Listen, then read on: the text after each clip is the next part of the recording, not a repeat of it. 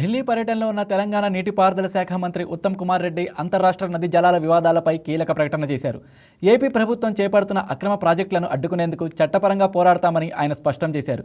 Supreme court సూచన మేరకు article 32 కింద కాకుండా ఆర్టికల్ 131 కింద సివిల్ సూట్ ఫైల్ చేయాలని నిర్ణయించుకున్నామని, త్వరలోనే దీనిపై పిటిషన్ వేసి అనుమతులు లేని ప్రాజెక్టులను ఆపాలని కోరుతామని వెల్లడించారు. జల వివాదాలను చర్చల ద్వారా పరిష్కరించుకోవాలన్న వాదనను తాము గౌరవిస్తామని, అయితే తెలంగాణ హక్కులకు భంగం కలిగితే ఊరుకోబోమని మంత్రి హెచ్చరించారు. ఏపీ ప్రభుత్వం పాలమూరు, రంగారెడ్డి వంటి తెలంగాణ ప్రాజెక్టులకు అనవసరంగా అడ్డుపడుతోందని ఆయన ఆరోపించారు.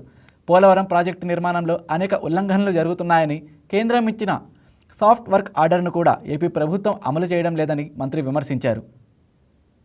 అంటే ఇప్పుడు ఈ ప్రాజెక్టు వాళ్ళ ఫ్లడ్ వాటర్స్ అన్నా ఇంకోటన్నా వాళ్ళకి అలకేట్ అయిన వాటర్స్ కంటే ఎక్కువ ఇది వాడటానికి వీలు లేదు. అదేవిధంగా ఈ పోలవరం ప్రాజెక్టు కూడా అనేక violations, original approved project of government of ఇండియాలో అనేక వయలేషన్స్ ఆంధ్రప్రదేశ్ ప్రభుత్వం చేయడం జరిగింది. అవి కూడా సుప్రీంకోర్టు దృష్టికి తీసుకొచ్చి ఆనాడు ministry of environment and forest stop work ఆర్డర్ని ఇంప్లిమెంట్ చేయడం లేదని చెప్పి కూడా సుప్రీంకోర్టు దృష్టికి తీసుకొచ్చాము. అదేవిధంగా ఆంధ్రప్రదేశ్ ప్రభుత్వము వాళ్ళకి అలాటెడ్ క్వాంటిటీ అంటే 484.5 టీఎంసీ ఇంక్లూడింగ్ ఎవాపరేషన్ లాసెస్ అంతకంటే ఎక్కువ ఉపయోగించుకోవడానికి ఇన్ఫ్రాస్ట్రక్చర్ క్రియేట్ చేస్తుంది. డిపిఆర్ ప్రిపరేషన్ మొదలుపెట్టే ప్రయత్నంలో ఉన్నారు.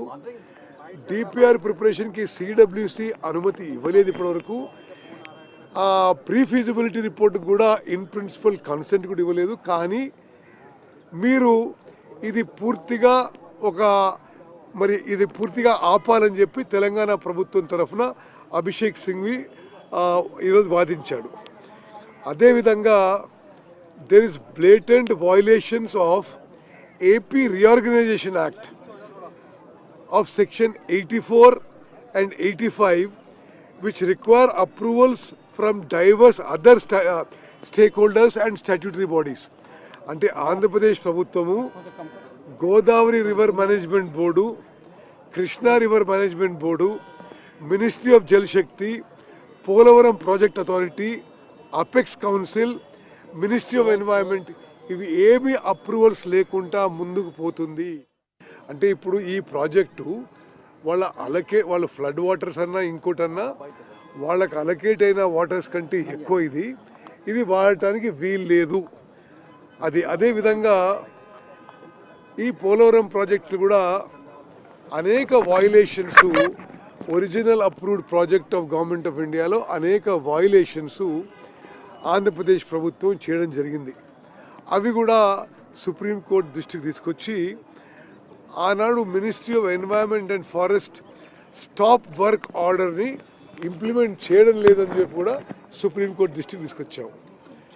అదేవిధంగా ఆంధ్రప్రదేశ్ ప్రభుత్వము వాళ్ళకి అలాటెడ్ క్వాంటిటీ అంటే 484.5 టీఎంసీ ఇంక్లూడింగ్ ఎవాపరేషన్ లాసెస్ అంతకంటే ఎక్కువ ఉపయోగించుకోవడానికి ఇన్ఫ్రాస్ట్రక్చర్ క్రియేట్ చేస్తుంది.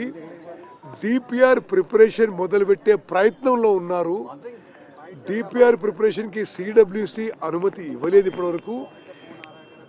ప్రీ ఫీజిబిలిటీ రిపోర్ట్ కూడా ఇన్ ప్రిన్సిపల్ కన్సెంట్ కూడా ఇవ్వలేదు. కానీ మీరు ఇది పూర్తిగా ఆపాలని చెప్పి తెలంగాణ ప్రభుత్వం తరఫున అభిషేక్ సింఘ్వి ఈరోజు వాదించాడు. అదేవిధంగా there is blatant violations of AP Reorganization Act of section 84 and 85 which require approvals from diverse other stakeholders and statutory bodies. అంటే ఆంధ్రప్రదేశ్ ప్రభుత్వము Godavari river management board, Krishna river management board, ministry of Jal Shakti, Polavaram project authority, apex council, ministry of environment ఇవి ఏమీ approvals లేకుండా ముందుకు పోతుంది. అంటే ఇప్పుడు ఈ ప్రాజెక్టు వాళ్ళ ఫ్లడ్ వాటర్స్ అన్నా ఇంకోటన్నా వాళ్ళకి అలకేట్ అయిన వాటర్స్ కంటే ఎక్కువ ఇది వాడటానికి వీలు లేదు. అదేవిధంగా ఈ పోలవరం ప్రాజెక్టులు కూడా అనేక violations, original approved project of government of ఇండియాలో అనేక వయలేషన్స్ ఆంధ్రప్రదేశ్ ప్రభుత్వం చేయడం జరిగింది. అవి కూడా Please subscribe to YK TV Network. Please subscribe to YK TV. Please watch YK News. Don't forget to subscribe YK News channel.